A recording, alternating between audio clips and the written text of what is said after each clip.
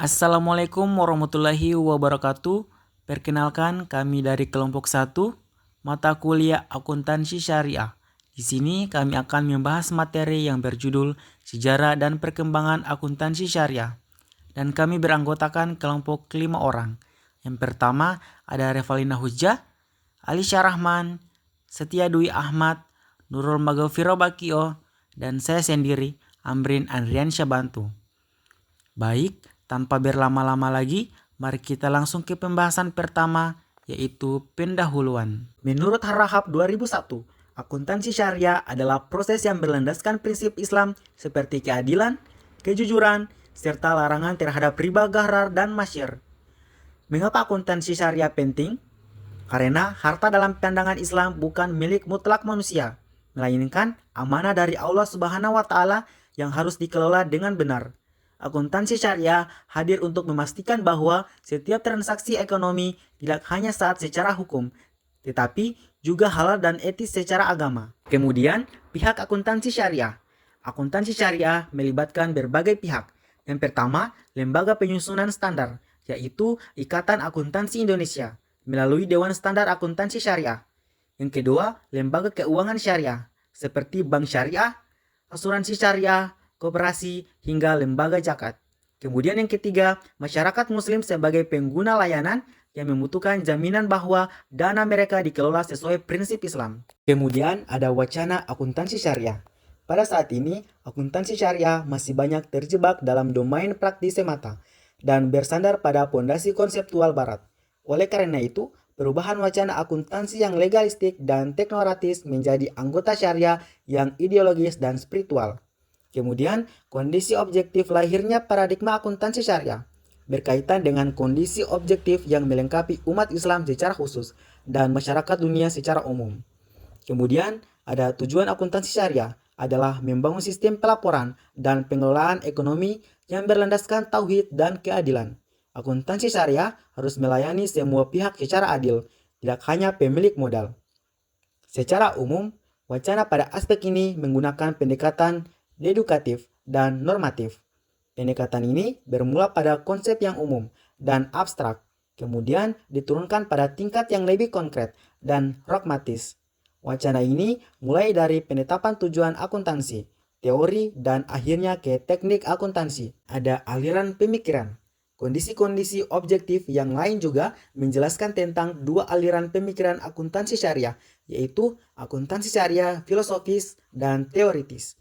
Adalah salah satu aliran yang mencoba melakukan dekonstruksi secara mendasar terhadap akuntansi modern yang ada saat ini dengan merumuskan sendiri dasar-dasar filosofi, epistemologi, dan teori berdasarkan pada nilai-nilai syariah. Kemudian akuntansi syariah praktis lebih menekankan pada kepatuhan praktis yang sangat mendesak, terutama untuk lembaga-lembaga keuangan syariah. Kemudian ada syahadat akuntansi, telah kritis menuju ontologi tauhid akuntansi. Yang pertama, syahadat akuntansi merujuk pada kesaksian eksistensial bahwa akuntansi bukan alat netral, melainkan ekspresi spiritual manusia yang beriman kepada Allah.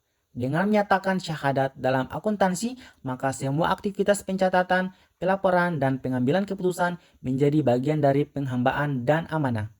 Kemudian jejaringan kerja realitas sosial. Akuntansi dibentuk dalam jenjang sosial dan budaya. Oleh sebab itu, membangun realitas sosial yang adil, spiritual, dan transenden, pengetahuan akuntansi tidak bersumber dari empirisme semata, tetapi juga dari wahyu dan kesadaran ketuhanan. Ontologi tauhid harus berakar pada tauhid. Dalam kerangka ini, realitis tidak bersifat terpisah-pisah, seperti dalam paradigma berat, tetapi holistik dan satu dalam penghambaan kepada Tuhan. Oleh karena itu, akuntansi harus mencerminkan keesaan Tuhan dalam setiap aktivitas pencatatan dan pelaporannya. Selanjutnya, perkembangan akuntansi syariah di Indonesia. Pada tahun 1991, saat Bank Muamalat Indonesia didirikan, bank ini menjadi tonggak penting dalam sejarah keuangan syariah di Indonesia.